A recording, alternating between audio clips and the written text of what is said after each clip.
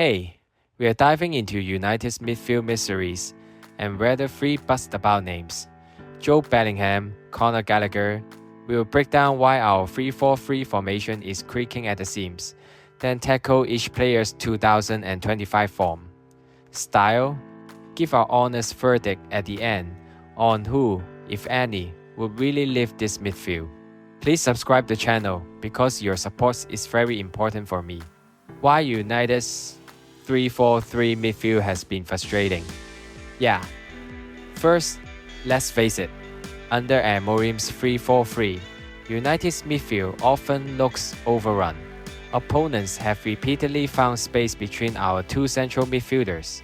From my view, Bruno, Casemiro, Ugarte lack the athleticism to cope with the demands of the system.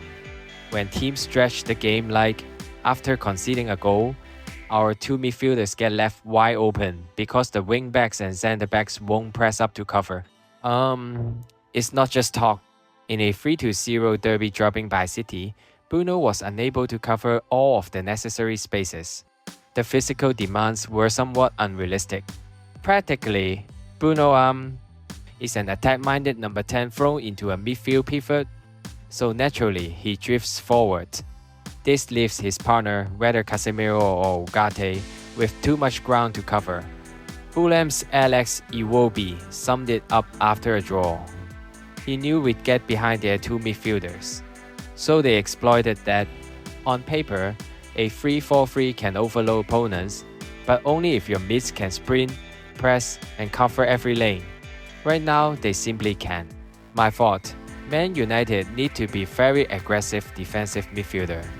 So, no midfield still, Bruno out of position, wing-back stretch. That's the backdrop. Our midfield needs energy, athleticism, and possibly an extra pair of legs. Now let's see if each candidate could help Man United. Let's start with Jobe Bellingham. Yes, Jude Bellingham, little brother. Sunderland fans watch him bulldoze through the championship. He made 90 apps and scored 11 goals for the Black Cats, even winning promotion in 2024-25. He was so hyped that Dortmund snapped him up for about Euro 33 meters in June 2025. But yeah, at Dortmund he's still finding his feet. He mostly came off the bench. By October 2025, he'd made about 9 appearances, 301 minutes in all competitions. No goals yet, and reports say he's frustrated at limited minutes. So, not a superstar right now, but the raw tools are there. His strengths are clear. Physically, he's a beast, 1.91 meters tall, very competitive and intense. His ex-manager Regis Lebris praised him as extremely competitive, extremely intense with enormous room for improvement. Exactly the kind of energy 10 doesn't we love hearing about. He's got a good engine and loves winning tackles and duels. He also packs a passing punch. Though not yet a creative genius like his big brother Jude Bellingham, he's shown he can spray forward passes and arrive late in the box. Jobe Bellingham's weaknesses. He lacks experience. Jobe new to top-flight football and young. And at Dortmund, he's not yet outstanding, which is why he feels he's on the bench. He's got time to learn though. Another small point, his recent form at Dortmund hasn't lit up the world. Limited minutes, but that's more lack of opportunity than ability. He fit the tactical 3-4-3. Jobe could be brilliant as one of the two central mids. Jobe's athleticism means he could cover lots of ground. For example, pair him with Ugarte. Jobe could play the box-to-box side who presses forward, while Ugarte sits a bit deeper. Or if Jobe played with someone like Casemiro, he'd be the engine. Jobe brings youthful energy and physicality. If he adapted quickly, he could help us press and cover, doing the dirty work Bruno won't do. He is strong in duels and can break lines with passes, just what Amorim loves. And against big teams, having someone his size and energy in the middle could plug those holes. His height also helps on set pieces, both defending and maybe attacking. In the high press, Jobe's stamina will help chase loose balls and keep the two-man midfield from getting steamrolled. Next, Conor Gallagher. The 25-year-old Englishman is sharp, never-stopping midfielder. He is now at Atletico Madrid. Gallagher is a classic box-to-box divided by defensive midfielder. He's got great stamina, tenacity, and tackling skills. He's also a born team player. At Crystal Palace, he was Player of the Year. He hunts down opponents and recycles possession well. His leadership even captained Chelsea briefly, and fearlessness stand out. I love his work rate. The key thing is, he already shown what he can do in the Premier League. All we know, Man United approached him on summer deadline day. Instead, United prioritized a move for Royal Antwerp goalkeeper Sané Lamens. Gallagher's weaknesses. The main knock is creative flair. His passing is solid but unspectacular. Also, he is not as tall or physically dominating as a typical midfield enforcer, though he compensates with aggression. At Atletico, reports suggest he's not a perfect fit with Simeone's system, so he might need adaptation time. Alright, time to dish it out.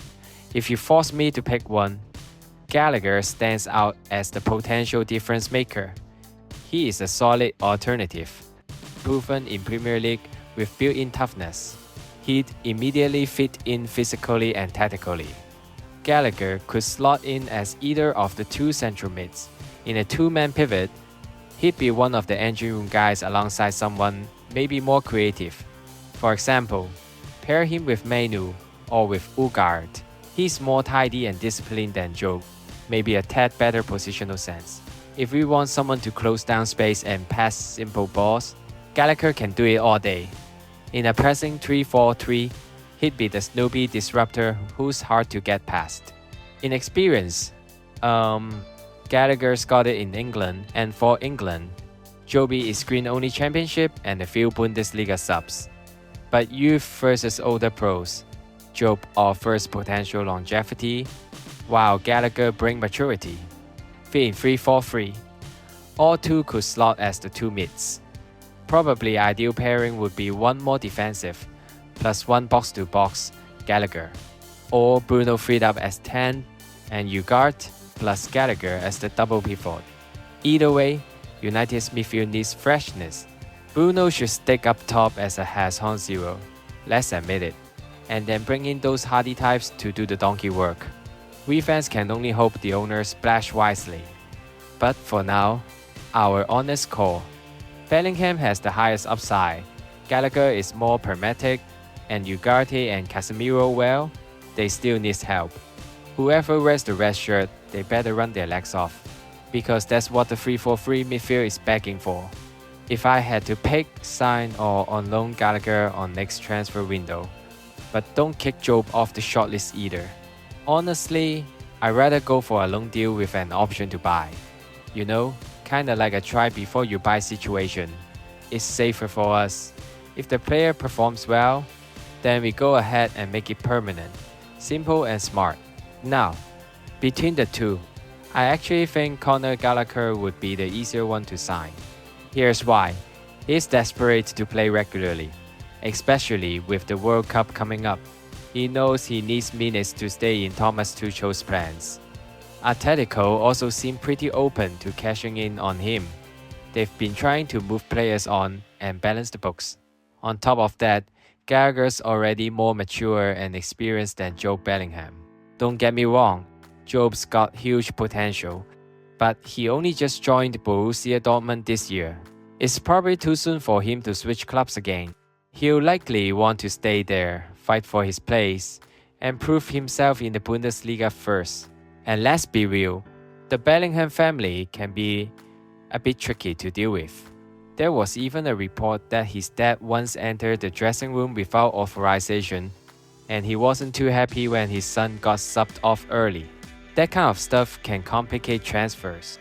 So yeah, all things considered, Gallagher feels like the better value for money option right now. Easier to sign, motivated, and ready to perform straight away. But of course, United might have other targets too. According to reports, their top priority for the January window is still Brighton's defensive midfielder Carlos Baleba. We all know he is keen on joining United. That's been pretty clear. But Brighton are asking for around £100 million. That's a crazy fee, and it's honestly putting United off. Brighton have made clear they are not letting him go in January. I mean, come on. By the time January comes around, if United really want him, they'll probably have to pay an insane transfer fee to make it happen. Personally, I think the chances of signing him are really slim. Plus, that price tag? Way too much. We've seen it so many times before. Players come in for big money and then completely fail to live up to it. That's why, in my opinion, the loan with an option to buy route for Gallagher or Jobe Bellingham makes way more sense. It's safer, smarter, and gives us time to see if they actually fit the team before spending huge money. But hey, whoever United end up signing, one thing's for sure, we absolutely need to strengthen the midfield in January. If we don't, I honestly think this season could end up being another huge disappointment for the fans.